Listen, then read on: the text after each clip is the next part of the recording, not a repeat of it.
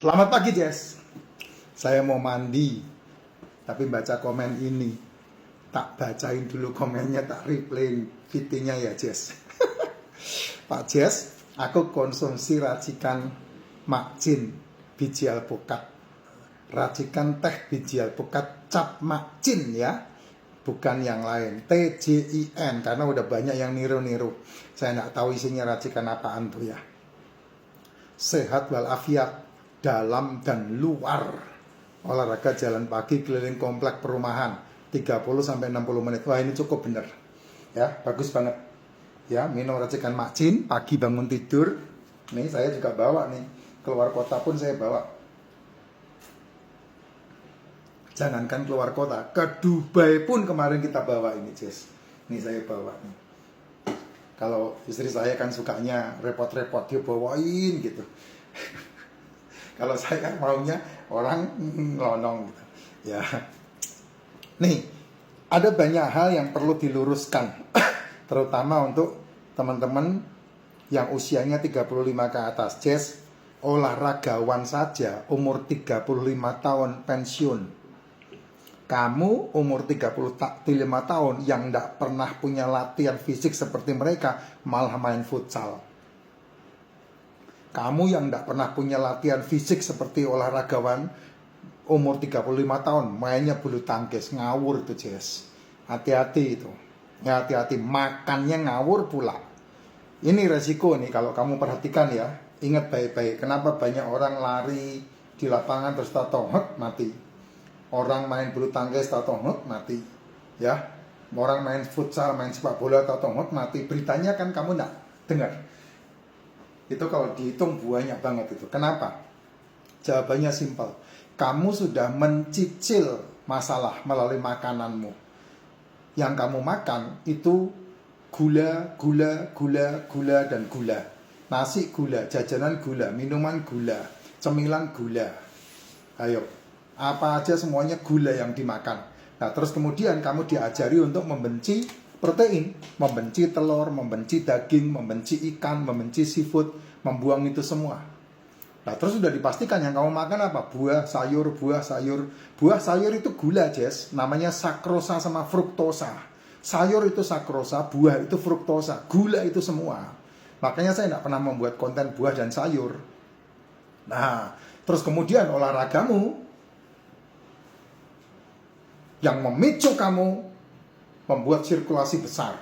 Jantungmu dipompa untuk mengalirkan darah dengan kuat. Ya, itu namanya kamu sedang olahraga, tapi olahraga yang memiliki resiko tinggi dalam kehidupan kamu. Saya selalu sarankan, kalau kamu naik sepeda, naiklah sepeda statis. Sepeda di lapangan boleh enggak, Pak? Di jalanan boleh, tapi lebih aman kalau di Ancol, di Taman Mini itu ya. Itu resikonya lebih kecil. Kalau di jalanan resikonya itu resiko, Jess. Ya lari, kamu resiko. Tapi kalau larimu di lapangan bola, itu di Monas gitu ya. Terus kemudian di Senayan, ya itu bagus. Lari enggak apa-apa ya. Ya lari-lari kecil gitu. Tapi yang paling aman treadmill. Gitu, itu yang paling aman. Sepeda statis itu paling aman. Terus olahraga yang paling aman untuk usia 35 tahun ke atas apa, Pak? Simple banget. Nge-gym itu yang paling aman. Latihan beban itu yang paling aman. Dan kamu nggak perlu ke tempat fitness. Di rumahmu bisa.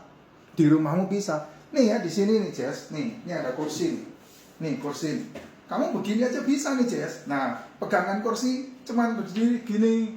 Nah, ini bisa nih. Tuh, ini latihan kakimu sehingga kakimu siap diajak jalan-jalan. Nih, ini aja, begini aja nih. Lebih gila lagi, nah, lebih gendeng lagi.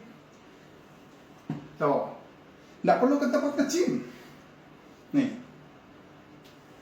ini sehat kamu melakukan gini. Dan ini olahraga yang paling bagus, sangat bagus. Kenapa? Karena ototmu terbentuk massa ototnya. Dan itu akan membuat kamu ketika kamu istirahat, ototmu masih makan. Mitokondriamu bekerja ketika kamu tidur. Dan kalau mitokondriamu bekerja, Yang dimakan itu adalah sisa-sisa gula dalam tubuhmu yang tidak terpakai, sehingga kamu menjadi sehat. Tapi mau tidak mau kamu harus membuat dirimu lapar, tubuhmu lapar. Baru mitokondriamu akan memakan sisa-sisa gula yang ada di tubuhmu. Yang itu tanda yang paling utama, berat badanmu turun pasti. Gitu. Enak kan, simple kan? Atau kalau enggak, begini juga bisa. Ini juga bisa. Ini di hotel ini, nggak ada tempat nge-gym. Ini bisa. Simple. Di mana banyak. Nggak usah sampai ngejar-ngejar bola, ngejar-ngejar kok. Aduh. Bukan umurmu itu, bukan umurmu. Ngeri sekali. Ya. Nah, ini Pak, siapa ini? Ini bagus. Berjalan di komplek 30 menit. Oh, itu udah bagus. 30 menit itu sekitar 5.000 6.000 langkah. Oke. Ya. Konsumsi racikan macin. Jam 10 pagi makan telur, paginya enggak sarapan. Siang jam 1 sampai jam 7 kamu mau pilih mau makan jam berapa? Jam 4, jam 5, jam 6 atau jam 7-nya. Malam harinya stop makan. Olahraga, jalan kaki, keliling komplek. Bagus kalau enggak bisa keliling komplek seperti tadi melakukannya. Atau kamu di rumah. Enggak usah banyak-banyak, 10 menit. Entrok-entrokan gini aja 10 menit. Nah, ini dengan cara seperti itu kamu mengaktifkan kelenjar yang namanya lipoma. Dan itu membantu kamu memiliki anti kanker. Atau begini, buat yang sepuh, yang udah tua. Nih, duduk, berdiri, duduk, berdiri. Nah, buat keseimbangan gini. Ya, ini akan membantu keseimbangan kita. Nah, sehat kamu Jess kalau kamu melakukan seperti itu. Nah, itu yang tidak. Atau yang membuat orang-orang seringkali malas melakukan. Itu aja. Maunya makan enak, tapi males untuk yang sudah dimakan itu menjadi makanan untuk sel-sel tubuhnya. Itu dia, gitu. Ya, 30 menit sampai 1 jam baguslah untuk jalan kaki. Nggak usah lari, Jess. Jalan kaki. Kamu kalau jalan kaki step by step begini, itu bukan hanya kardio itu. Ya, itu olahraga juga itu. Tapi kalau jalan kaki sembari main handphone begini, itu namanya bukan itu. Bukan itu main-main itu. Kamu jalan kaki, fokus. Nah, tangannya begini. Ini fokus. Nah, sama seperti di treadmill. Treadmill kamu pegangan treadmill. Kamu kalau di treadmill begini, jalan di treadmill tapi begini. Itu enggak membakar lemak itu. Kalau mau di treadmill ya bebas, jalan kaki begini. Nah, ini baru membakar lemak. Gitu. Naikkan 12 itu, 12. Apa itu? Apa kemiringannya 12. Baru kamu membakar lemak itu, ya. Nah, kalau kamu rutin 3 bulan saja. Kasih jangka waktu untuk tubuhmu 3 bulan saja. Kamu melakukan seperti itu. Tutup mulut, jaga mulut. Tidak makan tepung, gula, gorengan, termasuk nasi. Makannya telur, ikan, daging, seafood.